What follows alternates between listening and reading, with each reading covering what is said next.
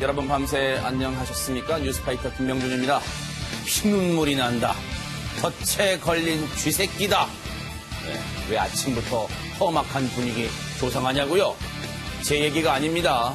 바로 조국 장관의 부인 정경심 교수 얘기입니다. 자신의 딸과 아들이 검찰에 비공개 소환돼서 조사를 받고 집에 온 모습을 보고 억장이 무너지는 심경을 SNS에서 드러냈습니다. 가족끼리 딸의 생일 파티도 못했답니다.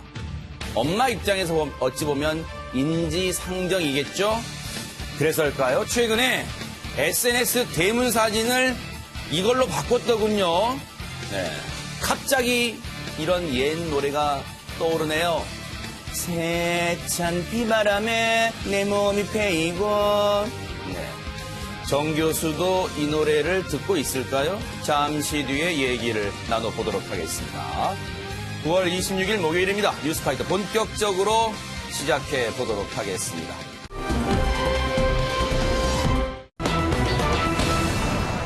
참, 왜 이럴까요? 정말로 이 공동생활구역에서 이런 몰상식한 그리고 끔찍한 행동을 하는 사람들이 여전히 있습니다. 김기혁 아나운서. 예전에 저희 뉴스파이터에서 보도를 해드린 바 있는데 그 아파트에서 달걀을 던지던 사람 맞아요. 기억하시죠? 자, 그거에 그리고 막 이어서 겨울에는 얼음덩어리도 막 던지고 그래요. 맞습니다. 정말 위험하죠. 네. 그 보도에 이어서 또 다른 투척물이 나왔습니다. 네. 이 경기도 오산시 한 아파트 단지에서 아이 엄마가 3살 배기 아들을 유모차에 태우고 길을 가고 있었습니다. 네. 그런데 갑자기 하늘에서 무언가 뚝 떨어지는데 네. 그와 동시에 아이가 큰 소리를 치면서 울기 시작합니다. 아이고. 그래서 갑자기 뭐가 떨어졌지 하고 아이에게 가보니까 아이의 왼쪽 어깨에 화상 자국이 있었습니다. 세상에. 자, 이 주변에는 바로 담배꽁초가 떨어져 있었는데요. 세상에 저게 떨어진 거예요? 맞습니다. 저 아이의 왼쪽 어깨에 떨어지면서 이 아이는 상처를 입었고요. 세상에. 그 주변에 담배꽁초가 떨어져 있는 거 확인하고 위를 확인했지만 아무도 없었던 상황이었어요. 아이고, 지금 3살입니다. 3살. 얼마나 순간 자지러지게 울었을까요? 엄마도 얼마나 깜짝 놀랐을까요? 당시에 피해를 당한 그 아이의 부모님, 심경 오죽했겠습니까? 그 얘기 한번 들어보시고 이어가 보도록 하겠습니다. 옆쪽으로 뭔가 하얀 게 뚝 떨어지는 게 제가 봤거든요. 근데 이제 그게 담배꽁초인지는 정확히는 모르지만 이게 옆쪽으로 훅 떨어지는 걸 봤고, 그리고 갑자기 애기가 아 하면서 이제 어깨 이쪽을 잡고 있어서 왜 그래 하고 봤더니만 거기 이제 제가 이렇게 떨어지고 애는 이미 여기 어깨 쪽에 화상을 입은 상태였고요. 제가 막 소리 지르고 그러니까 또 애기 아빠가 현관에서 나오다가 무슨 일이야 해가지고서는 이제 애기 아빠가 소리 질렀죠. 나오라고, 담배 피는 사람 나오라고 엄청 크게 소리 질렀어요. 근데 이제 아무도 안 나오더라고요. 손정혜 변호사님, 연약한 아이 피부에 담배꽁초가 떨어졌습니다. 아이가 걱정됩니다, 지금. 굉장히 아프겠죠. 이도화상을 입었다라는 겁니다. 성인들도 이도화상이면 아파요. 왜냐하면 그러니까요. 피부 진피층까지 다쳤다고 지금 알려지고 세상에. 있는데, 그러니까 담배꽁초가 떨어져서 튕겨서 나가긴 했지만 남은 불씨가 있었고 그러네요. 그걸로 화상을 입었다고 합니다. 네. 3주 치료 이후에도 흉터가 남을 가능성이 있다라고 하는데 갑작스런 이런 여러 가지 문제로 아이는 공포스럽지 않았을까 합니다. 네. 사실 이런 일 당하면요. 아이들은 분명히 트라우마가 있을 거예요. 엄마, 나 여기 지나가고 싶지가 않아. 아마 그런 말도 할 거란 말이에요. 근데 김경 아나운서, 예. 대체 누가 저런 몰상식하고 나쁜 짓을 저지른 거예요? 일단은 이 아이 엄마가 바로 아파트 위를 쳐다봤는데 그 창문에나 이제 복도 쪽에는 아무도 보이지 않았습니다. 그래요?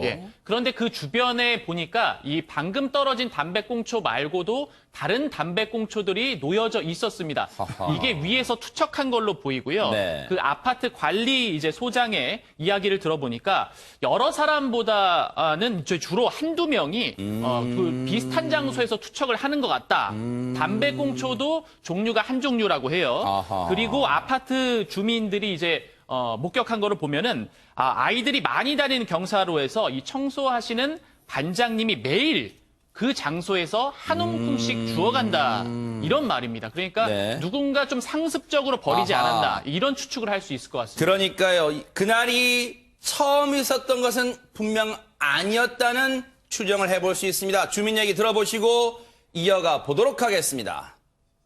저는 이쪽 라인 살아가지고 이렇게 내려오면 여기 항상 애기들 여기 애기들 저희들 이 자리에 수북 떨어져 있었는데 지금 여기 보시면은 이 꽁초가 여기 나무 위에 있잖아요. 이거는 위에서 던졌을 때 나무에 떨어진 거죠. 청소하시는 반장님이 매일 하는 곳이 줬어요 진짜. 보시다시피 이렇게 자전거를 타고 다니잖아요. 들이 계단 이용 안 해요. 어른들보다 애들이 좀 경사로 많이 이용해요. 김복준 의원님, 이 담배꽁초 버린 사람 찾을 수 있을까요? 현장에서 옆에 떨어졌던 담배꽁초를 수거한 것 같습니다. 이 엄마가. 네. 엄마가. 그렇다면 거기에서 이 담배꽁초에서 DNA 도출이 가능해요. DNA 도출을 한 다음에 결과적으로는 그 아파트층일 거 아닙니까? 아하. 본의 아니게 그 아파트층에 사시는 분들한테 협조를 받아가지고 구강세포를 채취해야 되겠죠. 그래서 DNA 일치 여부를 따져보면 네. 뭐 이거는 바로 알 수 있는데 문제는 네. 그 아파트에 당일날 만약에 손님이 왔었다면 하하. 그런 손님이었다면 그 사람의 어떤 그 인적사항이 도출되지 않는다면 DNA만 나오고 전과가 없는 한 또 안 될 수도 있거든요. 네. 그래서 이제 이런 부분은 좀 착안해서 해야 됩니다. 다만 손님이라고 하더라도 현관에 있는 CCTV에는 잡혔겠죠. 아, 그러네요. 그러니까 그건 빠져나갈 수 없을 것 같고 네. 저 이런 사건 해봤습니다. 현실에 있을 때. 그러셨을 것 현장에 같아요. 있을 네. 때 2층에서 담배 피던 사람이 밖으로 창 밖으로 이렇게 탁 튕겼는데 하필이면 밑에 가던 사람이 뭐 말을 크게 하던 건지 하품하던지 모르지만 입으로 쏙 들어가요. 세상에. 담배꽁초가. 그래가지고 입안에 화상 입은 사건을 제가 세상에. 취재한 적이 있었는데 네. 이거 진짜 위험한 행동이거든요. 아하, 네. 근데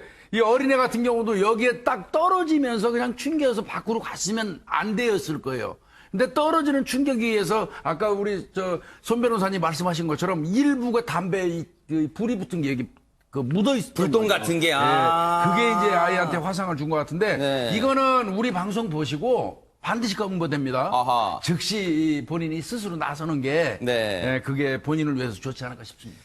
유인경 평론가님, 지금 주민분들의 불안감은 이만저만이 아닐 것 같아요, 지금. 예, 그렇죠. 뭐 아이를 데리고 다니면 하늘만 볼 수도 없고, 그러네요. 또 하늘만 보다가는 발바닥에 떨어진 것도 넘어질 수도 있고 한데요. 네.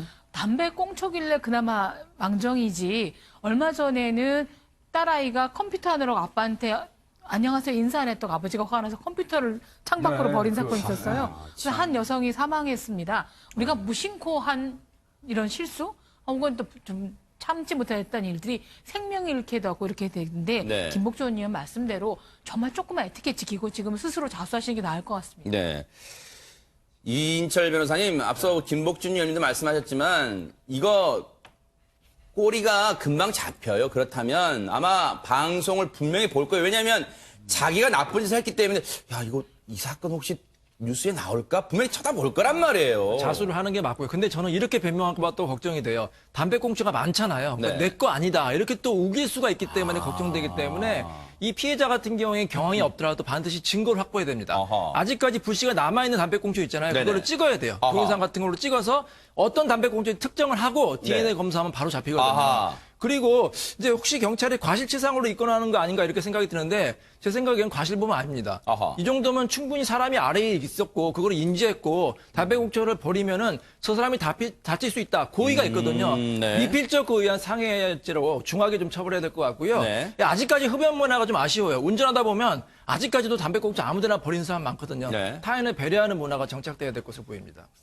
누구보다도 본인은 알아요. 왜냐하면 그걸 몇 층에서 던졌건 간에요. 아이가 얼마나 심하게 자지러지게 울었을 거 아니에요. 그럼 분명히 알 거란 말이에요. 그러면 지금이라도 이 방송 보고요.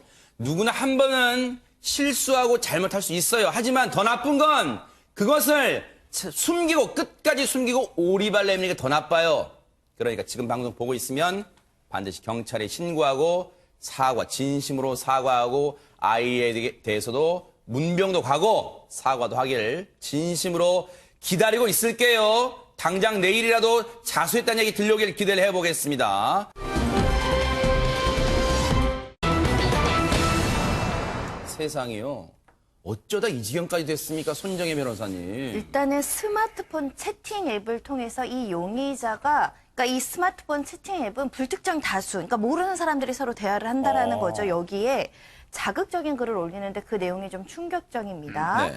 고등학생을 성범죄할 사람 이렇게 이제 대화를 시작하면서 따로 1대1 대화방을 열어서 사진을 전송을 하고요. 네. 이 사람의 인적 사항을 전달하면서 언제 어디에서 이 여고생을 성폭력해라. 그리고 그 영상을 찍어서 나에게 보내라. 그리고 나면 내가 또 다른 여학생의 개인정보를 주겠다. 이런 말도 안 되는 글을 올린 사람이 있습니다.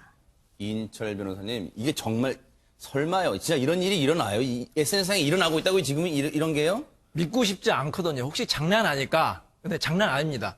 실제입니다. 아하. 이 용의자가 여고생의 기가 시간 등 생활 패턴을 정확히 꿰고 있어요. 아하. 그래가지고 오랫동안 아마 여고생을 관찰한 것으로 보이고요. 네. 그래서 처음에 대화를 응했던 이 20대 사람이 있는데 이 사람도 처음에 장난으로 생각해서 이제 대화를 하다가 네. 이거 장난 아니구나, 아하. 심각하구나 해서 그나마 양심적이었던 것 같아요. 이 20대가 바로 경찰에 신고합니다.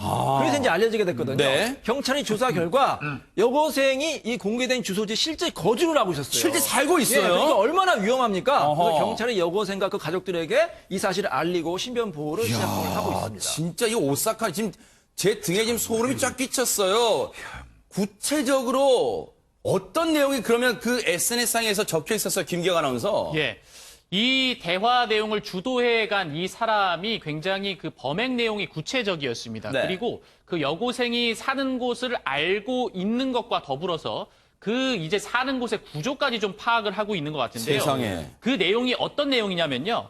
집 앞에서 기다리고 있다가 나올 때 흉기를 꺼내서 겁먹게 해라 라고 이야기를 하고요. 뒤에 이어서 옥상 쪽 계단에서 범행을 저지르면 소리가 나도 다른 사람들이 모를 것이다 라고 세상에. 하는 설명까지 덧붙여져 있었습니다. 손정혜 변호사님, 이거 구체적인 범행 방법 그런 것까지 지금 가르쳐주고 지시하고 있잖아요, 지금. 이 여고생과 어떤 관계인지 살펴볼 필요가 있는데 왜 어떤 언안으로 이 고등학생을 괴롭히려고 했는지도 밝혀져야 될 것으로 보이는데 더 재질이 나쁜 것은 이 여고생이 경찰에 신고할 수 있잖아요. 네. 그러면 신고하지 못하도록 협박할, 그러니까 범행 이후에 어떻게 은폐할 것인지까지 철저하게 준비하고 지시를 했다라는 겁니다. 뭐냐면 이 여고생 지인들의 전화번호를 수집해서 너 만약에 너가 성폭력 당했다고 신고하면 너희 지인들 휴대전화로 이 동영상을 유포할 거야. 이런 협박까지 모의를 했다라는 것이고요. 이 채팅방에 이 여고생 사진을 올려놓고 수차례 성희롱적 발언도 일삼았다고 합니다. 김복준 의원님, 예. 이거는 무슨 해프닝 차원 그런 거로 넘어갈 사람 절대 아니잖아요, 지금. 이거는 뭐 나중에 검거해봐야 되겠지만 이 여고생에 대해서 상당 부분 알고 있는 사람일 가능성이 많습니다. 아하. 제가 판단컨대 이 계단 쪽의 어떤 범행지를 선택했다는 얘기는 한 번 정도는 답사했을 개연성이 높습니다. 그렇다면 그동안 경찰에서는 당연히 하겠지만 현관이라든지 이런데 이 출입구를 통해서 사람을 특정하는 노력이 있어야 될 것 같고요. 네. 이 사람은 결국 이 검거될 거라고 저는 믿는데 네. 다만 지금 이 사람한테 적용된 그 범죄 자체가 개인정보법 위반밖에는 아하. 안 돼요. 왜 네. 그러냐면 법에 성폭행 미수죄는 없어요. 아, 그래요? 그 예비 음모로 처벌하는 범죄는 뭐 잘 아시다시피 살인이라든지 강도라든지 내란죄 뭐 약취유인 정도거든요. 네. 그래서 성폭행 예비 음모죄 처벌 조항이 없기 때문에 경찰은 이제 개인정보법 위반 혐의로 이제 조사를 하고 있는데 아하. 경찰이 이거는 효율적으로 잘 수사하면 네. 검거할 수 있을 걸로 봅니다. 네. 아니, 그러면 지금 김복준 의원님 말씀 들어보면 이인철 변호사님, 검거하더라도 이 글을 올렸던 사람이 배짱 내밀면서 뭐예요? 제가 뭐 잘못했는데요? 저 글만 올렸을 뿐인데요. 그리고 제가 상상력으로 올리는 거예요. 막 이런 식으로 하면 뭐 처벌할 수 없다는 거잖아요, 지금. 그러니까 이 현행법의 한계인데 일종의 죄질이 나쁜 스토커라고 볼 수도 있거든요. 아, 계속해서 그러네요. 관찰할 수 있지만. 네. 하지만 스토킹 범죄 같은 경우에는요. 처벌하는 법규가 없고요. 겨우 처벌해봐야 경범죄 처벌법상의 10만 원 이하의 벌금입니다. 너무 처벌이 이렇게 낮으니까 계속해서 이런 범죄가 저지르는 거예요. 근데 제 생각에는 네네. 아주 우리 김 의원님이 잘 지적했지만 이 개인정보법 위반 혐의밖에 안 되고요. 네. 성폭행은 예비 음모가 처벌이 안 되지만 모르겠지만 일종의 교사 아닌가 이거는? 다른 그러니까요. 사람은 성폭행을 하라고 시킨 거니까 네. 살인 교사랑 마찬가지로 세상에. 성폭행의 교사죄로 좀 중하게 처벌하는 것도 좀 검토를 해봐야 될 것으로 보입니다. 이런 걸 보면 손정희 변호사님, 이 법이 현실을 못 따라간다는 생각도 들어요. 그러니까 우리 살인, 강도 뭐 이런 것들이 예비 음모죄를 규정하고 있는 것은 그 모의 단계부터 사회적 위험성이 굉장히 크기 때문에 예비 음모죄를 처벌하는 건데 네. 이 성폭력, 강간 음모 예비죄도 신설해야 된다라는 목소리는 굉장히 높습니다. 네. 그게 어떻게 입법의 사각지대처럼 문제가 되고 있는 것이 얼마 전에 그 신림동 강간 미수 사건 맞아요. 때도 똑같은 논의가 있었어요. 이 강간, 성폭력 예비 음모도 이제는 처벌할 단계에 이르렀다. 왜냐하면 특히 미성년자들이 친구들끼리 철없어서 모여서 어떤 여학생들 괴롭힐 예비 음모를 하는데 실제로 이게 적발되더라도 단체 채팅이나 이런 걸로 적발되더라도 아이들한테 특별히 적용할 혐의가 없어서 문제가 되기도 했었거든요. 그래요? 이런 부분들을 입법자들이 좀 고민할 필요가 있지 않을까 생각이 들고요. 네. 특히 지금 신변 보호 조치가 들어갔다고 합니다. 이 여고생 가족들은 굉장히 두렵겠죠. 아하. 신변 보호도 철저히 해주기를 바라고 있습니다. 지금 유인경 평론가님, 경찰이 알아봤더니 실제 주소가 일치했고 거기에 거주하고 있었고 동선을 꿰고 있고 그리고 주변 지인들 전화번호까지 연락처까지 다 알고 있고 그런데 법은 이 정도로 허술하고 지금 가족들이 이 불안해서 살 수나 있겠습니까? 이사 가야 되는 거예요, 결국은? 이게 이제 여학생을 이렇게 해라라고 하기 때문에 딸을 둔 어머니들은 다 공포에 떨고 있긴 하죠. 그런데 보면 이렇게 동선을 완벽히 파악하고 주변 사람들의 전화번호까지 알고 있다면 꼭 남성이 범인이란 법은 없다라는 또 지적이 나오고 있습니다. 아하. 또래 여고생들끼리 이 친구를 좀 능멸하기 위해서 모욕 주기 위해서 특정하게 했기 때문에 네. 이건 남성 여성 뭐 혐오를 조장하는 젠더의 문제가 아니라 네. 누가 이렇게 했느냐는 좀 찾아봤으면 좋겠고요. 네. 사실은 뭐 여기 변호사님이나 김복준 말씀하셨듯이 사실 최악의 상황이 가는 게 이제 법에 호소하는 거잖아요. 근데 남들한테 욕만 해도 명예훼손죄로 어마어마한 처벌을 받습니다. 뭐 쟤 못생겼어 이렇게만 해도 법을 받는데 어떻게 보면 생명의 위협을 갈 수도 있고 평생 지워지지 않을 상처를 주는 것에 대해서 이렇게 경미한가. 지금 뭐 우리나라 국회가 딴 일 하느라고 정신이 없겠지만 사각지대에 있는 것, 빈곤층도 차상위 계층의 사각지대가 문제듯이 이런 범죄가 SNS를 통해서 일어나는 수많은 범죄가 일어나는데 왜 못 따라가고 있을까 그런 안타까움이 있습니다. 혹시 김복준 의원님, 예. 이 애초에 이런 못된 글을 올린 사람을 일단 찾아내는 방법이 쉽지는 않을 것 같긴 하지만 어쨌든 네. 만약에 찾아낸다면요. 네. 이 피해를 당할 뻔한 이 여고생에게 그 글을 올린 사람이 누군지 알려줄 필요가 있나요? 경찰이 의무가 있나요? 아니면 알려줄 수가 없나요? 어떻습니까? 알게 됩니다. 알게 되나요? 네, 알게 됩니다. 결국은 그 피의자 누구를 당신 사건의 가해자로 어떠한 처분을 해서 어떤 그 조치를 했다 하는 거를 통지해주기 때문에요. 알 수 있습니다. 네. 근데 이제 이 사건이 이제 경찰이 제일 먼저 이거 아마 수사에 착수해서 보는 거는 그 글을 올렸던 IP 추적일 거예요. 근데 이제 IP 추적은 제가 판단할 때는 해외 그 서버를 두고 하는 경우는 그 우회에서 들어오는 바람에 경찰 수사가 쉽지 않거든요. 네. 그럼에도 불구하고 추적은 계속해야 되겠지만 이거에만 경찰이 집중하고 이거 어렵다 하는 식으로 넘어가서는 절대 안 됩니다. 맞아요. 이건 굉장히 위험한 범죄고 심각한 범죄예요. 네. 경찰이 이 그 여고생의 집에 방문했을 개연성 그 구조를 살펴보거나 따라다녔을 가능성까지 염두에 두고 수사를 확대해서 맞아요. 해야 될 것으로 보입니다. 늘 김복준 의원이 말씀하시는 게요. 범죄 발생 이후에 검거하는 것도 중요하지만요. 범죄 예방도 굉장히 중요합니다. 우리 경찰분들이 그렇게 우리 국민이 안심할 수 있게 그렇게 해주시기를 부탁드리고 믿어보겠습니다. 그동안 좀 뜸했었죠. 하지만 계속해서 경찰은 이 사람을 수사하고 있었습니다. 김기영 아나운서. 네, 새로운 결론들이 나오고 있습니다. 전 남편을 살해하고 시신을 훼손하고 유기한 혐의 등을 받고 있는 이 고유정.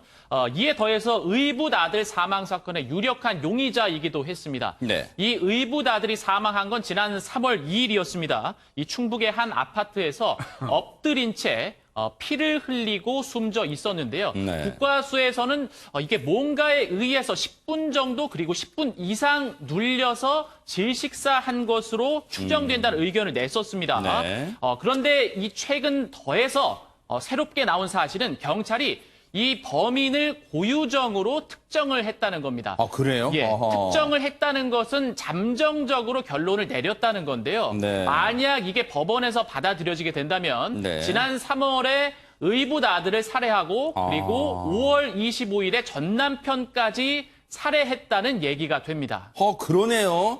시점상 그 몇 달 사이에 지금 이런 두 건의 끔찍한 범죄 사건의 고유정이 이 범행을 했다. 지금 이렇게 잠정 결론이 난 거예요. 이인철 변호사님. 사실 그동안 경찰은 남편에 대해서는 과실치사, 네. 고유정에 대해서는 살인혐의, 남편도 용의선상에 올려놨었잖아요. 그러니까 이제 저번에 방송에서 저희가 아마 얘기를 했던 것 같아요. 네. 남편이 과연 자면서 무의식 중에 4살짜리 아이를 그렇게 질식사할 수 있었을까? 상식적으로 이해하기 어렵다고 제가 말씀을 드렸거든요. 아니 남편이 정말 스모 선수 같이 큰 거구에다가 까난 아기였으면 가능하지만 4살짜리 아이면 충분히 이렇게 옆으로 6살이죠. 6살이면 그렇죠. 우리 나이가 충분히 6살, 그렇죠. 이렇게 뭔가 눌려 있으면 이렇게 자기 몸을 지키기 위해서 이렇게 옆으로도 갈 수도 있고요. 이건 상식적으로 말이 안 된다 이렇게 말씀을 드렸거든요. 네. 그래서 이제 고유정에 대해서 경찰이 좀 집중적으로 수사를 한 것 같습니다. 네. 당시 고유정의 행적이 여러 가지 수상한 정황 증거가 나왔거든요. 그 시간에 깨어 있었고 또 증거를 인멸하려는 정황이 있었기 때문에 고유정이 범인 아닌가 이렇게 이제 의심하는 거예요. 네. 손정혜 변호사님, 잠정적이지만 의붓 아들에 대해서 고유정이 죽였다, 즉 살인을 했다라고 결론 내리게 된 경찰의 판단 근거는 뭘까요? 가장 유력한 정황적인 부분은 그 전 남편 살해 때도 카레를 만들었다 이런 보도를 보셨죠. 아하. 이 아이가 사망하기 전에 먹은 음식이 카레라는 겁니다. 네. 이 범행 수법이 비슷한 패턴으로 일치되고 있다는 점인데 네. 나아가서 더 강력한 증거는 현 남편 모발에서 수면제 성분이 검출됐다라는 거죠. 이 수면 유도제 성분은 혹여 카레 같이 섞어서 아이 또는 현 남편도 먹었다고 한다면 고유정이 현 남편이 이 수면 유도제를 먹고 깊은 잠에 빠졌을 때 아이에 대한 공격 행위를 했을 가능성, 이것을 굉장히 뒷받침해주는 강력한 증거가 될 수 있습니다. 네. 근데 여기서 좀 의문되지 않아요? 왜 하필 카레에다가 수면제를 넣었어요? 왜 그럴까요? 수면제 안 드셔보세요. 저도 네. 수면제, 불면제 때문에 몇 번 그러셨어요? 먹어봤는데 네네. 요즘에 수면제를 많이 먹지 않게 하기 위해서 일부러 쓰게 만든 것 같아요. 수면제가 굉장히 쓰거든요. 근데 카레 같지 않지 일반 밥이라든지 일반 차에 넣으면 쓴맛이 느껴지기 때문에 의심할 수 있습니다. 그래서 카레 같은 경우는 굉장히 맛이 강하잖아요. 향도 강하고. 그래서 아마 숨기기 위해서 넣지 않았나. 고유정이 그만큼 치밀하게 계획했다고 네. 생각할 수 있는 그런 거예요. 추정을 충분히 합리적으로 해볼 수 있을 것 같아요. 드라마에서도 이게 네네. 나왔었거든요. 엄마가 딸을 살해하기 위해서 카레를 먹이는 장면. 드라마에서 그런 장면이 나왔군요. 네. 현 남편은 당시에 카레를 다 먹었답니다. 추정입니다만 만약 거기에 정말 수면 유도제 성분이 들어있었다면 현 남편, 당시 남편은 깊은 잠에 빠졌을 수 있다는 추정도 해볼 수 있을 것 같은데 그런데 앞서 현 남편 얘기 중에요. 유인길 평론가님. 그날따라 유독 보통 그런 거 있잖아요. 사람이 평소와 달리 그날따라 이상하게 좀 달라 보이는 그날이 있었는데 그날 유독 조용했답니다. 고유정이. 글쎄 고유정의 심리 상태는 정상적인 판단을 하기 좀 어렵습니다. 그렇죠, 네네. 어느 날은 굉장히 애교를 떨었다가 남편이 그 휴대폰의 앞 사진을 네. 자기 친아들이랑만 한 걸 보고 문자로 정말 폭탄 문자를 보냈더라고요. 그랬다면서요. 능멸하네 네. 어쩌네 했다가 또 아이 데리고 와서 잘해보자 했다가 또 굉장히 미묘하기 때문에 예민하지 않은 남자 모를 텐데 사실은 저는 이 지금 현 남편 이혼이 안 됐으니까 현 남편이 그 무렵에 정말 직접적으로 좀 카레를 먹었고 부인이 좀 화장을 다 한 상태였고 좀 적극적으로 자신을 좀 방어만 했었어도 이게 좀 되지 않았을까 싶은 생각이 들고요. 네. 뭐 잠깐 얌전했다 보니까 아까 뭐 나중에도 나오겠지만 5시에 아이가 사망 추정이 되는데 7시에 태연하게 제주행 비행기 티켓을 구매하는 걸 보면 네. 정말 보통 강심장은 아닌 것 같습니다. 네. 이렇게 되면 이제 연쇄살인마가 되는 거거든요. 네. 일단은 아직까지는 잠정 결론입니다. 근데 김복수 의원님, 예. 이 잠정 결론 내릴 때까지도 경찰이 고심을 많이 했을 것 같아요. 저는 이 사건에서 가장 핵심이 되는 거는요. 현 남편의 몸에서 그 수면 유도제 성분이 나오느냐의 그 여부라고 생각을 합니다. 왜 그러냐면 네. 그동안 우리가 알고 있었던 내용은 현 남편의 몸에서 채모를 뽑아가지고 이 수면 유도제 성분 조사를 1차 했었어요. 네. 그런데 안 나왔었어요. 아하. 또 아이도 부검 하는 과정에서 약 성분이 안 나왔었어요. 네. 그러다 보니까 경찰 수사가 상당히 어려웠습니다. 네. 그러면 이게 왜 어려웠냐면요. 같은 침대에 아이와 남편이 그 현 남편이 같이 잠자고 있었는데 남편이 잠자고 있는 사이에 어느 간큰 여자가 그 옆에 가가지고 아이를 10여 분간 압박해서 살해할 수 있겠습니까? 그거는 현 남편이 정신이 없을 정도라야지 가능한 거거든요. 그런데 뭐 지금 나오는 말에 의하면 그 이후에 정밀 검사에 의해서 지금 현 남편의 몸에서 수면 유도제 성분이 나왔다는 거 아니에요, 지금? 아하. 그렇게 얘기하는 것 같습니다. 네. 그렇다면 남편이 완전히 골아 떨어진 상태에서 같은 침대에 있는 아이를 10여 분간 압박으로 공격해서 살해할 수 있죠. 충분히. 아하. 그래서 만약에 이 현 남편의 몸에서 네. 수면 유도제 성분이 나온 게 사실이라면 네. 고유정은 보다 이 범행에 가깝다고 저는 봅니다. 하하. 고유정이 의붓아들을 죽였을 것이라고 판단한 근거의 또 다른 게요. 이인철 변호사님, 의붓아들 사망 추정 시간이 지난 3월 2일 새벽 5시쯤인데 네. 당시 고유정이 깨어 있었다는 게 휴대폰 분석을 통해 밝혀졌다. 이게 6개월 정도 걸렸다는 게 좀 믿기지는 않습니다. 뭐 디지털 포렌식이라고 하는데 좀 시간이 걸리긴 하지만 6개월은 좀 많이 걸린 것 같고요. 근데 이게 왜 중요하냐면 지금 고유정이가 자신은 무죄라고 주장을 하고 있잖아요. 네. 무죄라고 주장하는 사람은 진술이 일관적이어야 되고 신빙성이 있어야 되거든요. 네. 근데 고유정 같은 경우 처음에 뭐라고 했느냐?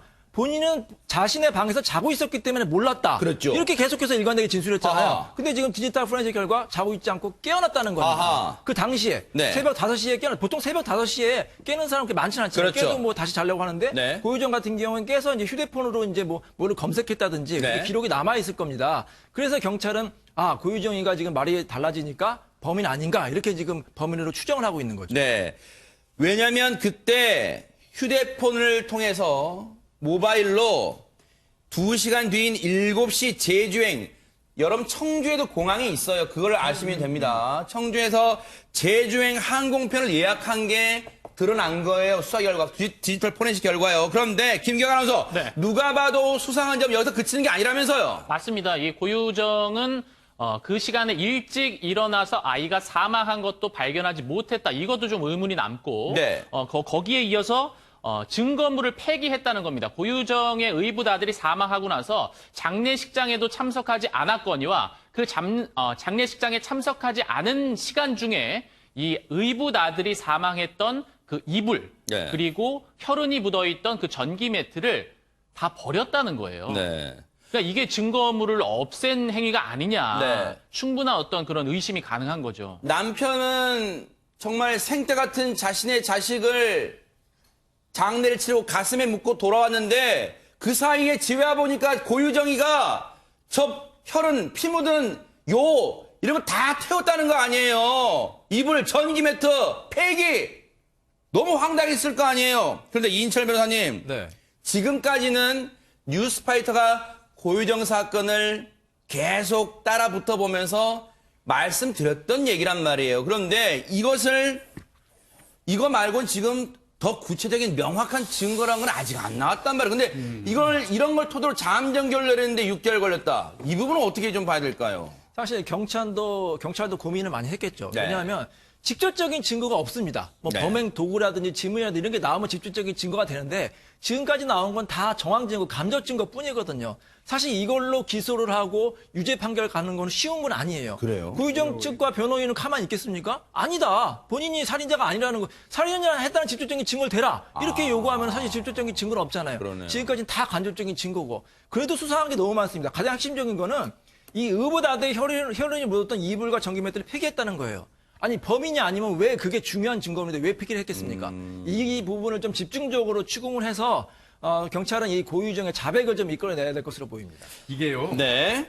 가장 이 사건은 직접 증거는 전혀 없어요. 하하. 이건 전혀 없어요. 앞으로도 이건 논란이 될 겁니다. 재판 과정에서도. 네. 그런데 이제 그나마 고유정한테 혐의를 많이 줄 줄 수 있는 이유는요. 네. 제가 아까도 말씀드렸지만 같은 침대에 아빠와 아들이 같이 자는데 아무리 간 큰 범인이라고 하더라도 고유정이라고 하더라도 남편이 깰 수도 있는데 거기 가서 아이를 덮어 눌러가지고 10분간 아이를 살해하기는 어려워요. 그건 현실적으로 불가능합니다. 아하. 그래서 남편의 몸에서 수면 유도제 성분이 안 나온다면 그건 성립이 안 되는 등식이에요. 아하. 그런데 이제 그 정밀 검사에 의해서 남편의 몸에서 수면 유도제 성분이 나왔다면 네. 그거는 남편이 골아떨어진 상태에서 10분간 아이를 눌러서 살해할 수 있는 개연성이 아하, 있죠. 네. 그러니까 따져볼 만도 한 겁니다. 네. 근데 만일 그런 게 안 나온다면 네. 사실은 이거는 저 수사 자체가 좀 어렵고요. 네. 그리고 약간 오해가 좀 있습니다. 하나만 뭘까요? 꼭 말씀드릴게요. 뭘까요? 네. 또 욕먹을 것 같은데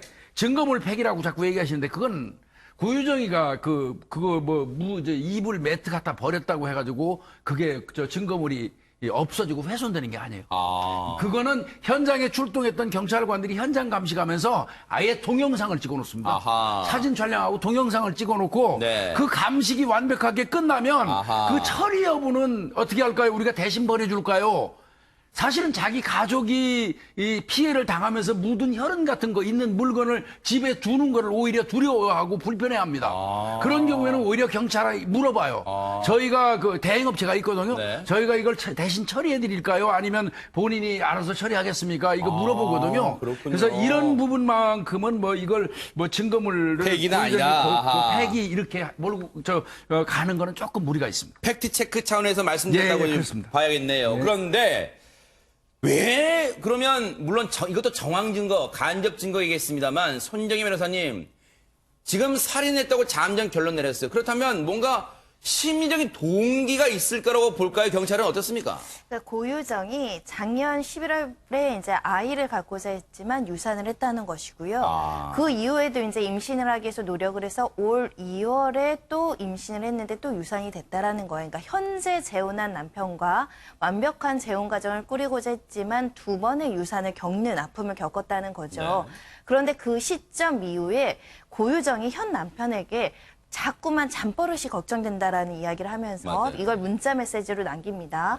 그리고 나서 의붓아들과 우리 같이 살자 이런 얘기를 또 반복하기 시작하고요. 과거와는 조금 다른 양상입니다. 그리고 그 즈음 불면증을 호소하면서 수면제 성분을 처방받았다라는 것은 혹여나 이 두 번의 유산이 어떤 심경의 변화, 그리고 어떤 범행의 동기를 형성하는 데 작용한 거 아닌가. 그리고 나아가서는 내가 재혼 가정을 완벽하게 꾸리고자 했는데 전 남편도 내가 볼 땐 도움이 안 되고 네. 현 남편의 과거의 처와 낳은 아이도 내 재혼 가정에는 해가 된다, 걸림돌이 된다, 이렇게 잘못 판단한 건 아닐까라고 추정해 볼 수 있습니다. 그러네. 일단 그렇게 또 볼 수도 있을 것 같아요. 잠정적이지만 일단 경찰은 6개월 정도 걸린 끝에 고유정이 자신의 의붓아들도 죽였다고 결론을 내렸습니다. 이 소식을 지금 그 아이의 아버지 고유정의 현 남편도 알고 있잖아요. 심경이 어떨지 저희 제작진이 한번 들어봤습니다.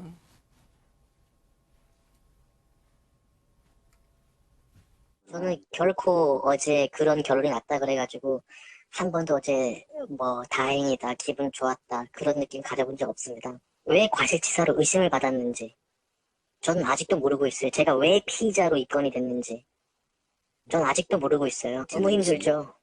너무 힘들고 이런 결론이 났다는들 우리에게는 돌아오지가 않잖아요. 돌아오지가 않고 정말 하루하루가 피가 말랐습니다. 제가 가장 가까이 있는 우리 애기는 하늘나라로 갔고요. 이게 사람이 사는 모습이겠습니까? 그렇죠. 생때 같은 자식을 하루아침에 잃은 아버지 마음에 뭐 말한들 뭐 하겠습니까? 어쨌든 그래도 담담하게, 비교적 담담하게 저희 제작진에게 인터뷰를 응해 주셔서 감사를 드립니다. 일단은 이 얘기만 하나 짚어볼까요? 앞서도 이제 잠깐 말씀하셨지만 이인철 변호사님, 네. 우리 또 김복준 의원님도 말씀하셨어요. 재판이 될 거란 말이에요. 네. 법정 공방이 불가피할 것 같습니다. 치열하게 공방을 할 것 같습니다. 검찰 측에서는 이제 살인죄라 주장할 거고 변호인 측에서는 직접적인 증거가 없다, 무죄라고 주장하겠지만 재판부에서 고민을 하겠죠. 근데 살인죄의 직접적인 증거 없어도 간접적인 증거, 정황적인 증거를 종합해서 이 사람이 범인일 게 거의 확실하다 이렇게 될 경우 유죄 판결 난 판례도 있습니다. 아, 그런 게 많이 있어요. 어떻게 직접적인 네. 증거 다 있을 수 있겠습니까? 아하. 이 사건도 마찬가지예요. 저는 좀 보강 수사가 필요하다고 봅니다. 지금 네. 빠져 있는 게 뭐냐면 직접적인 그 범행 도구가 안 나왔어요. 도대체 뭐 베개인지 뭔지 도구가 안 나왔고 네. 지문 같은 것도 안 나왔고 그런 걸 좀 보강 수사하고 네. 또 프로파일러 투입해서 네. 자백을 이끌어내고 이렇게 좀 더 확실한 증거가 있은 후에 기소를 하는 게 낫지 않을까 이렇게 생각이 이 기사 듭니다. 나오고 난 다음에 많은 분들이 온 국민은 다 알았는데 아이를 죽였다는 거, 고유정 죽였다는 걸 왜 이제야 뭐 하죠? 라고 얘기를 했습니다. 그 증거라는 게 꼭 물질이 있어야 되는 건 아닌데 고유정이 보여줬던 일, 그날 아침에 곱게 화장을 하고 이미 준비를 하고 있었다라든가 며칠 전부터 갑자기 남편에게 염색해 아마도 졸피뎀을 먹일 예정이었던가 봅니다. 안 하던 염색을 시키기도 했고 이런 것만으로도 좀 검찰이나 경찰이 좀 했으면 좋겠고요. 네. 가장 두려운 것은 이 재판에 또 고유정 변호인단에 어마무시한 분들이 또 나서서 하는데 치열한 공방이 문제가 아니라 제발 진실을 밝혀주시기 바랍니다. 네. 변호사님들. 혹시 김복준 의원님 마지막 여쭤보고 다른 얘기 넘어가 네. 볼게요. 물론 이 현 남편, 고유정의 현 남편, 그러니까 숨진 아이의 아버지잖아요. 아버지 입장에서는 앞서도 뭐 인터뷰 들려드렸습니다만은 애초에 경찰 초동수사에 뭐 서운하거나 그런 거 지금 있을 수 있고 또 자신이 한때 과실치사로 조사받았던 거 불만이 있을 수 있어요. 그런데 어쨌든 경찰 입장에서는 아무리 고유정의 전 남편 살인 사건이 있다 하더라도 이 부분을 애초부터 이른바 답정너로 이것도 고유정이 죽였겠네라고 할 수는 없었을 것 같기도 했다. 이런 아니, 생각도 듭니다. 만약에 살인 사건이라면 심정적으로 아무리면 현 남편보다 고유정이 더 의심받겠죠. 그러나 이제 과실치사로 조사를 한 거는요. 아이의 죽음이 석연치 않은 경우에 용의자는 두 사람밖에 없어요. 그러겠네요. 아버지와 고유정밖에는 없는 겁니다. 네. 그러다 보니까 아버지가 혹시 발을 잘못 올려놔서 그건 가능성이 거의 없는 얘기지만요. 그래서 혹시 아이가 사망했을지도 모른다 해서 과실치사로 입건은 했지만 그거는 결국 경찰 수사 단계에서 입건은 그게 단정이 아니에요. 결국 혐의 없음으로 조사해봐가지고 없으면 털으면 고만인 거고요. 네. 조사를 하는 과정의 편의상 그 사람을 속된 말로 입적시키는 거죠. 그런 거고 고유정은 고유정 나름대로 또 조사가 진행됐던 건데 그 과정에서 이제 뭐 현 남편 그 아버지 입장에서는 아빠 입장에서는 섭섭한 부분이 있을 수 있고 그리고 그 전문 수사관이 아니다 보니까 수사하는 과정에서 아까 제가 말씀드린 압수물 관련되는 거라든지 이런 것 등등에 대해서는 이해를 좀 못하시기 때문에 그런 부분은 네. 많이 좀 섭섭할 수도 있고 편파적으로 느낄 수도 있겠지만 네. 꼭 그런 건 아니었다. 네. 과실치사로 입건했다고 그래갖고 아버지를 단정한 건 아니었던 아. 걸로 보이고요. 네. 이거는 저는 제일 걱정되는 게요. 앞으로 고유정이가 지금 경찰이 잠정적으로 고유정이가 살해한 걸 보잖아요. 이거를 진짜 입증하는 과정에서 정말 험난할 겁니다. 그러니까요. 그래서 이걸 어떻게 효율적으로 고유정의의 그 범행이 맞는지를 입증할 것인지 네. 거기에 집중해야 될 것 같습니다. 그러네요. 치열한 법정 공방이 이루어지는 걸 또 눈으로 목도해야 하는 이 남편의 심경이 또 어떨지 그것도 또 벌써부터 걱정이 됩니다.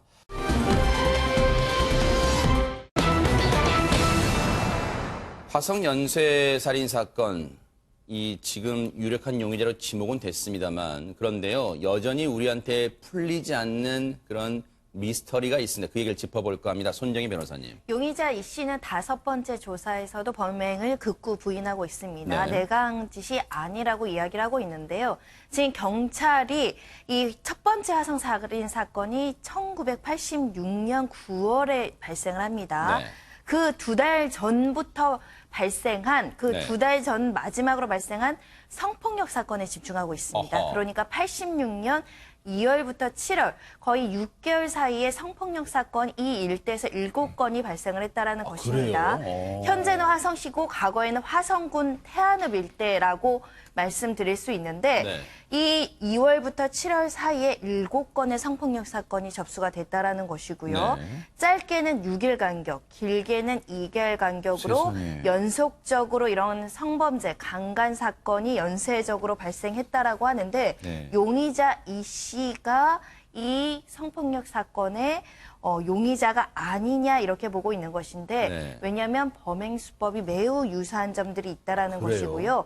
그래서 이 피해자들과 접촉을 시도하고 있고 네. 이 피해자들이 말하는 인적 사항이 이 용의자 이 씨인지 네. 이 부분을 확인해서 이 용의자 이 씨의 자백을 이끌어낼 계획이라고 합니다. 아니 대체 범행 수법이 얼마나 비슷하길래 이 사건 지금 그 화성 연쇄 살인 사건 첫 번째 사건이 일어나기 직전에 5개월간의 사건을 다시 들여다보는 걸까요? 그러니까 화성 연살인 사건 첫 번째 범행은 86년 9월 14일이에요. 네. 그런데 이제 그 이전에 86년 2월부터 7월까지 한 6개월 상간에 네. 화성 일대에서 7건 정도의 부녀자 성폭행 사건이 있었다는 겁니다. 네. 그런데 이제 이 7건의 이 성폭행 사건의 범인이 지금 현재의 이 씨의 범행 수법과 비슷하다는 거예요. 아하. 그 몇 가지를 좀 그럴까요? 공통점을 보면요. 네. 화성 사건 1차부터 10차까지 이 범인이 피해자를 제압하는 것, 즉 말하면 손을 묶는다든지 결박하는 네네. 그 상황에서 사용했던 그 모든 도구들이 네. 현장에서 피해자들의 속옷이라든지 이런 거예요. 음흠. 이런 걸로 스타킹이라든지 이런 걸로 결박을 하고 제압을 했거든요. 아. 그런데 86년 2월부터 7월 사이 7건의 성폭행 사건 때 네. 이 성폭행 피해자들을 제압했던 그 방법도 네. 똑같습니다. 속옷 등을 이용해서 하하. 결박한 다음에 그 이후에 성폭행을 행사했다는 겁니다. 네. 그래서 그게 비슷하고 범행이 발생한 장소도 그 일대고요. 네. 범행 장소도 같고요. 아하. 그다음에 성폭행 피해를 당했던 그 여성분들은 생존해 있잖아요. 그러네요. 그 여성분들의 그 피해자에 대한 인상착의를 물어봤더니 여성분들이 나이하고 키라든지 인상착의 같은 게 거의 유사합니다. 아하. 그래서 앞서 7건의 성폭행이 있고 그 네. 이후부터 자신감을 가진 그 이 범인이 대담하게 이제 이 살인 사건으로 전이된 게 아닌가 이렇게 이제 조심스럽게 추정하는 그렇겠네요. 것입니다. 추정할 수 있겠네요. 그런데 이 당시에 7건의 연쇄 성폭행 사건의 이 피해자들은 앞서도 말씀해 주신 대로 다행히 목숨은 건졌잖아요. 화성 연쇄 살인 사건과는 달리요. 그렇다면 김복준 의원님 말씀처럼 이인철 변호사님 네. 혹시라도 그 피해자들은 범인의 얼굴을 봤을까요? 봤죠. 단 한순간에 봐도 그 기억은 오래 남을 겁니다. 그 얼마나 끔찍한 기억이었습니까? 그 성폭행 피해자들과 그다음에 화성 연쇄살인 그 미수 사건, 다행히 기수가 아니라 미수가 된 사건이 있었거든요. 거기 피해자가 진술이 공통되는 게 있어요. 뭘까요? 자, 이 범인의 특징은 뭐냐면 20대 초중반이고 아하. 키는 160에서 170 사이고 아하. 네, 목소리가 카랑카랑하고 얼굴이 갸름하고 네. 이렇게 이제 피해자들이 이제 범인의 특징을 이제 얘기를 했는데 거의 네. 비슷하다는 거예요. 어. 그리고 버스에 탔는데 버스 안내양의 그 진술도 비슷하거든요. 네. 나이는 한 20대 중반 정도고 네. 키는 한 170 좀 안 되는 것 같고 네. 다 이제 일치를 하는 겁니다. 네. 근데 좀 여기서 아쉬운 게 이렇게 몽타주가 이제 특징이 어느 정도 특정이 됐잖아요. 네. 그럼 범인이 누군지 그 사람 잡아야 되는데 그렇죠. 그러면 인근에 있는 주민 아마 주민센터 같은 데 가면 그 주민등록 사진 같은 게 데이터베이스에 남아있을 거고, 네. 그 다음에 당시에 나와 있는 중학교라든지 고등학교 앨범이 나와 있을 거 아닙니까? 그럼 피해자들을 불러서 좀 시간은 걸리지만, 그런 걸 일일이 대조하면 혹시 범인을 특정하지 않았을까? 이런 아쉬움이 좀 남긴 하거든요. 물론 이제 시대적 배경이 당시가 1986년이니까 동사무소 시절이죠. 그러니까 또 데이터베이스화가 잘 안 돼 있을 수도 있겠다. 이런 생각은 해봅니다. 왜냐하면 지금과는 많은 게 열악하게 달랐을 테니까요. 그런데 김기혁 아나운서. 네. 이런 거 말고 정말 의미심장한 뭔가 좀 이 일치점이랄까요? 그런 거 없어요? 네, 연쇄 성폭행과 연쇄 살인 사건에 일치하는 피해자들의 진술이 있습니다. 네. 이 연쇄 살인 사건에서 살인을 가까스로 면한 그러니까 살아남은 피해자가 있잖아요. 네. 이 피해자가 당시 경찰 조사에서 이 범인이 이렇게 이야기를 했다는 겁니다. 네. 너 서방 있냐?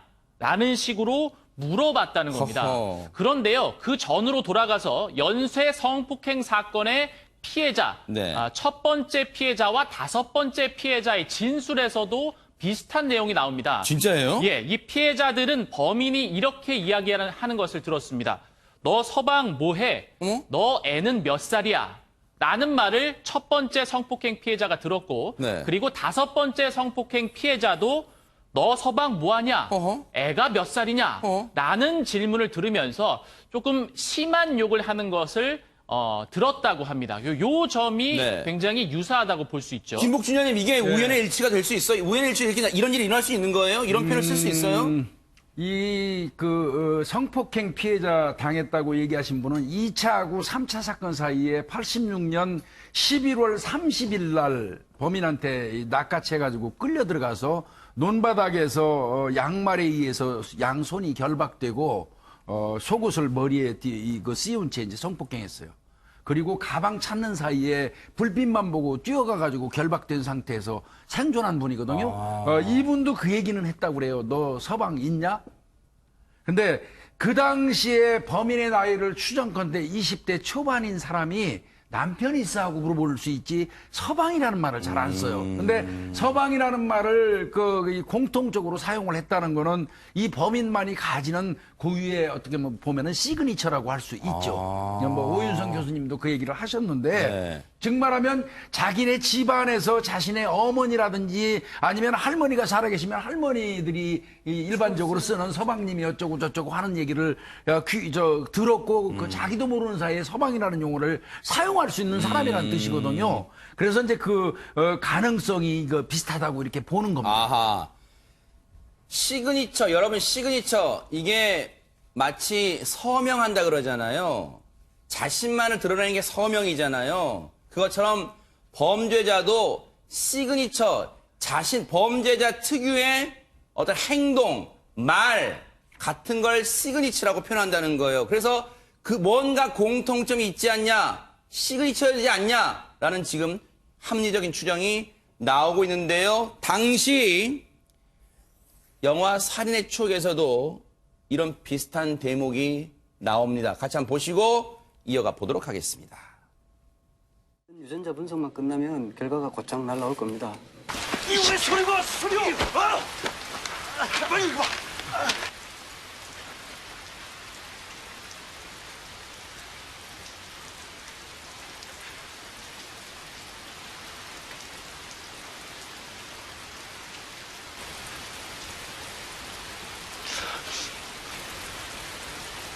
밥은 먹고 다니냐?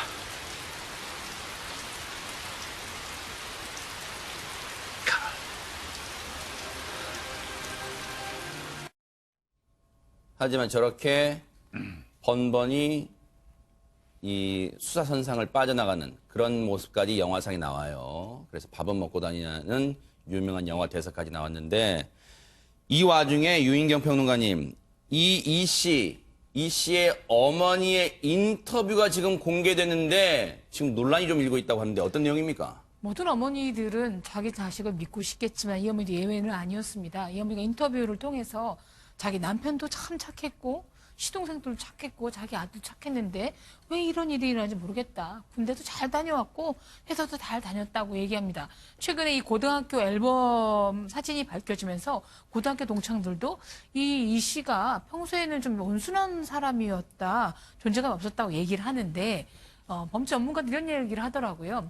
그렇게 체형도 작고 온순한 사람들이 착해 보이는 것은 자기보다 덩치가 크거나 권력이 있거나 이런 사람들에서는 굉장히 약한 모습을 보인다는 겁니다.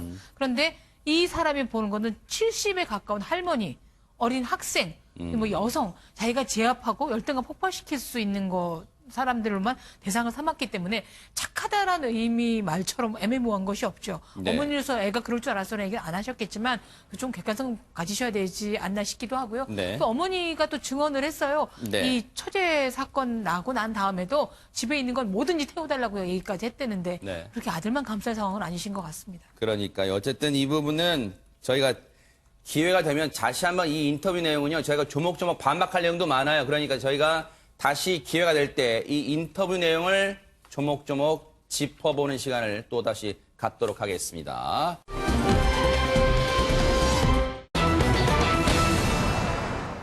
조국 법무부 장관의 부인 정경심 교수의 소환이 임박했다는 얘기가 나오고 있습니다. 김기혁 아나운서. 네, 맞습니다.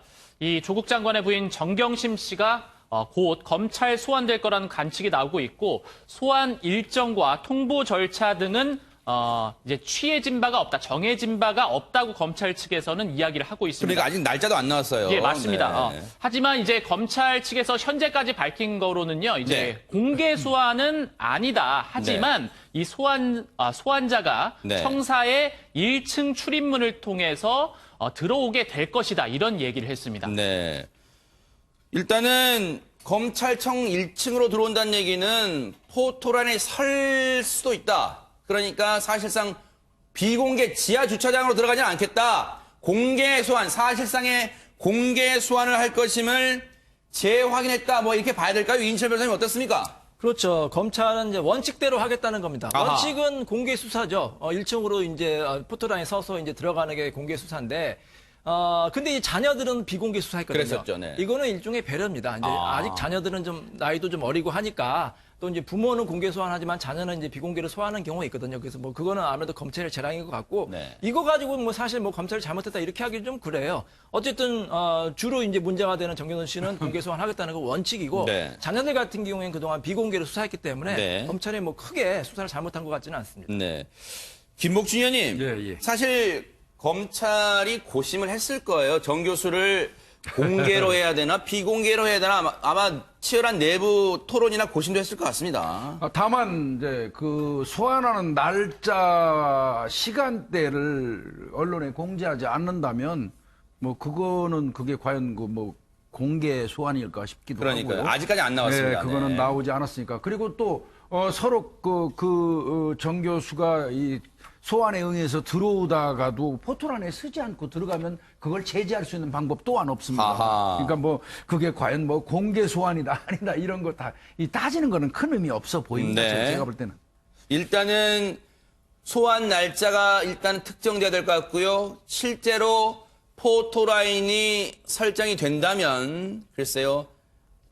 이 조국 아이러니컬하게도 조국 장관은 그 포토라인에 대해서 상당히 부정적 인식을 갖고 있었던 그런 인물이긴 합니다. 어쨌든 포토라인이 설치된다면 아마 새벽부터 많은 언론들이 좋은 자리, 이른바 좋은 촬영 자리 그런 걸 또 선점하려고 진풍경이 연출될 거란 말이에요. 그런데 이 와중에 손정혜 변호사님, 정경심 씨가 SNS에 쓴 글이 주목받고 있다면서요? 일단은 정경심 교수가 자신의 소회를 SNS에 구체적으로 밝혔는데요. 네. 아이들과 관련된 소회가 포함되어 있습니다. 아하. 일단 아들이 20대 한 초반으로 알려지고 있는데 검찰 조사를 받았고 16시간 그 강도 높은 조사를 받은 날 아마 올린 것으로 추정이 되는데요. 네. 아들이 오늘 처음 느낀 것이 제가 나쁜 놈으로 살았다는 거예요. 조서를 읽어보면 저는 그런 놈이 되어 있는 거예요. 이런 이야기를 이제 집에 와서 했던 모양입니다. 아이의 자존감이 여지없이 무너졌나 보다 가슴에 피눈물이 난다. 그 아이, 그러니까 아들은 평소에 엄마한테 대들어본 적도 없는 동네의 소문난 예의 바른 학생이었다. 네. 이런 이야기를 쓰면서 아들이 검찰 조사 이후에 여러 가지 이제 심정적으로 어려운 것들을 감정적으로 호소하면서 지금 자신의 처지 그리고 이런 것들이 좀 억울하고 검찰이 무리한 수사를 하는 것이 아니냐라는 내포된 정서적 표현을 하는 게 아닌가 생각이 들고요. 네.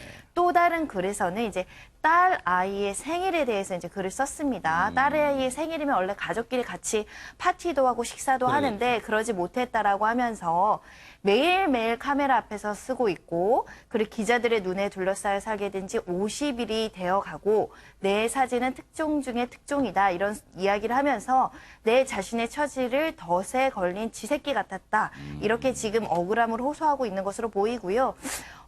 우는 딸아이, 그러니까 딸아이가 울었을 때 아빠죠. 조국 장관이 다독일 때의 상황도 이야기를 했는데 아마도 이 조국 장관 딸이 검찰 조사 과정에서 왜 부산대 성적이 이렇게 나빴는지 유급을 한 경위를 물어봤던 걸로 보입니다. 네. 이에 대해서 정경심 교수는 딸이 모욕감과 서글픔에 내내 울었다 이런 소식까지 전하고 있습니다. 네. 아니 근데 유인겸 평론가님, 부모로서 뭐 안타까운 마음이 드는 거야 뭐 인지상정이겠지만 지금 글쎄요 해석을 그렇게 했네요. 아니 지금 뭐 아들이 문제아라서 검찰 소환 건 아니잖아요. 지금 네 말씀하시죠. 두 분은 일심동체라 그러는데 조국 장관이랑 저 부인은 참 비슷한 점이 많네요. 네. 첫 번째는 SNS에 대한 무한한 애정, 네. 두 번째는 공감력 결여입니다. 네.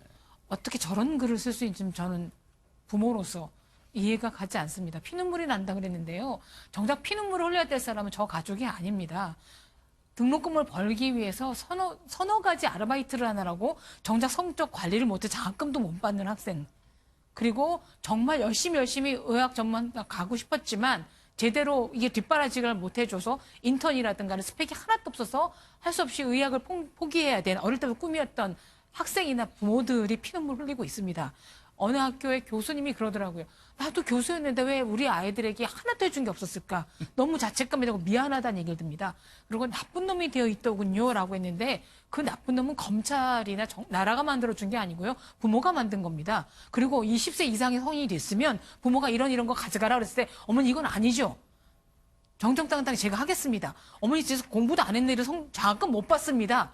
이런 얘기를 했어야 마땅한 거 아닌가요? 그래 자식이 잘 키우는 거 아닐까요? 그리고 아까 뭐 변호사님께서 생일 파티 얘기를 했는데 우리 가족끼리 생일을 못 받아서 피눈물이 안 되는데 정작 딸은 그 시간에 친구들하고 더불어서 1인당 9만 원이 넘는 중국 식당에 가서 호화로운 식사를 하고 그걸 또 SNS에 올린 정황이 있습니다. 네. 이런 피눈물이 공감을 살 거라고 생각하고 저런 걸 남기시는지 네. 물론 모든 게 범죄나 이런 것에 밝혀져야 될 일이지만 네. 감정적으로 네. 국민 여론적으로 국민 정서적으로 정말 이 피눈물이 네. 웃음이 납니다.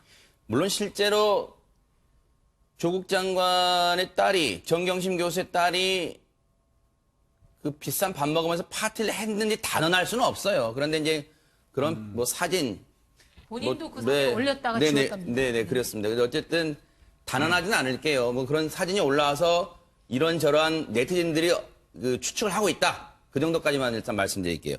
그런데 SNS에요. 정경심 교수 SNS 이른바 대문사진 의미심장한 사진이라면서요. 김복준 의원. 이게 아마 바람을 그 온몸으로 맞고 있는 여인의 형상 같은 거를 올렸다고 합니다. 네. 그러니까 판단컨대 이 사진인가요? 예, 맞습니다. 본인 생각은 지금 엄청나게 고난받고 있는 이 그림 속에 나오는 여인 같은 게 아닌가 이제 네. 이렇게 생각하고 올린 것 같은데 네. 글쎄 저거하고 정경심 교수를 그 동일시해서 생각하는 국민이 몇 명이라 될지는 네. 글쎄 의문입니다. 참고로 저거는 유명한 조각가의 작품이라고 일단은 참고로 제가 말씀을 드릴게요.